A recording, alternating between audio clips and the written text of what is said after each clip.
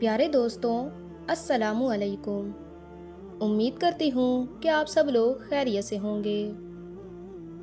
حضرت داؤد علیہ السلام کے زمانے میں ایک نادار و مفلس خاتون تھی۔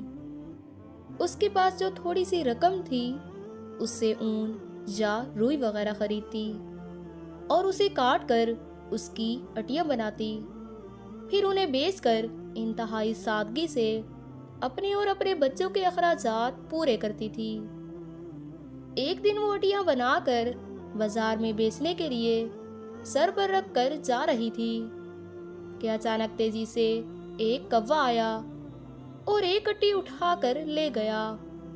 وہ بے سہارا خاتون بہت رنجیدہ ہوئی اور حیران و پریشان حضرت داؤد علیہ السلام کے پاس آئی، اپنے تنگ حالات بیان کیے اور کوے والا ماجرا بھی بتایا۔ اس کے بعد اس نے عرض کی کہ خدا کی عدالت کہاں ہے؟ حضرت داؤد علیہ السلام نے فرمایا، ادھر بیٹھ جاؤ تاکہ میں تمہارے لیے فیصلہ کروں۔ دوستو، ایک طرف یہ واقعہ پیش آیا اور دوسری طرف یہ ہوا کہ کچھ لوگ کشتی کے ذریعے دریا عبور کر رہے تھے کہ اس کشتی میں سوراخ ہو گیا اور پانی بھر جانے کی وجہ سے کشتی کے ڈوبنے کا امکان تھا۔ ان لوگوں نے نظر مانی کہ اگر اس خطرے سے نجات مل گئی تو 1000 دینار کسی ضرورت مند کو دے دیں گے۔ اللہ رب العزت نے ان پر اپنا کرم کیا اور اس کوے کو حکم دیا کہ وہ اس عورت کی اٹی اٹھا کر اس کشتی میں لا پھینکے۔ کوے نے ایسا ہی کیا۔ ان لوگوں نے اس کا فائدہ اٹھایا۔ انہوں نے اس اٹی سے کشتی کا سوراخ بند کیا اور وہ کشتی ڈوبنے سے بچ گئی۔ جب وہ لوگ ساحل تک پہنچ گئے تو اپنی نظر پوری کرنے کے لیے سیدھے حضرت داؤد علیہ السلام کے پاس پہنچے اور 1000 دینار ان کے سامنے پیش کرتے ہوئے اس خطرے سے نجات کا سارا واقعہ سنایا۔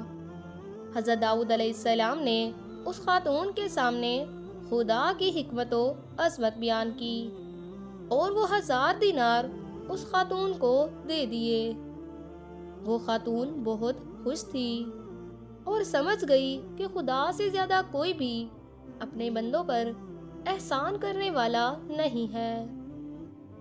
دوستو، حضرت داؤد علیہ السلام کے زمانے میں ایک شہوت پرست شخص روزانہ ایک عورت کے پاس جاتا اور اسے ناجائز کام کرنے پر مجبور کرتا۔